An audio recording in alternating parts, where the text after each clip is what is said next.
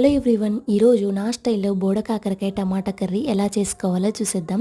ముందుగా పెనంలో కొంచెం ఆయిల్ వేసుకొని కొంచెం ఆనియన్స్ వేసుకోవాలి. అవి కూడా మంచిగా మగ్గిన తర్వాత కొంచెం అల్లం వెల్లుల్లి పేస్ట్, పసుపు వేసుకొని మనము కట్ చేసి పెట్టుకున్న బోడకాకరకాయలు వేసుకొని కొంచెం సాల్ట్ వేసుకోండి. ఇది మంచిగా కలిపి ఒక 10-15 మినిట్స్ మంచిగా కుక్ అవ్వనివ్వాలండి. తర్వాత ఒక 2 టమాటాలు వేసుకున్న కొంచెం సాల్ట్ వేసుకోండి, త్వరగా మగ్గిపోతుంది.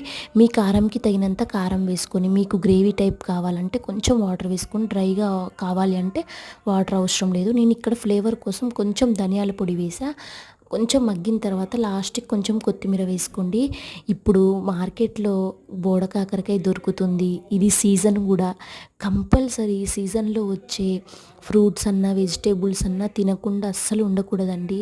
ఇది అన్నంతోనన్నా చపాతీతోనన్నా చాలా బాగుంటుంది. ఒకసారి నా స్టైల్లో ఇలా ట్రై చేయండి. Please subscribe, like, share and comment.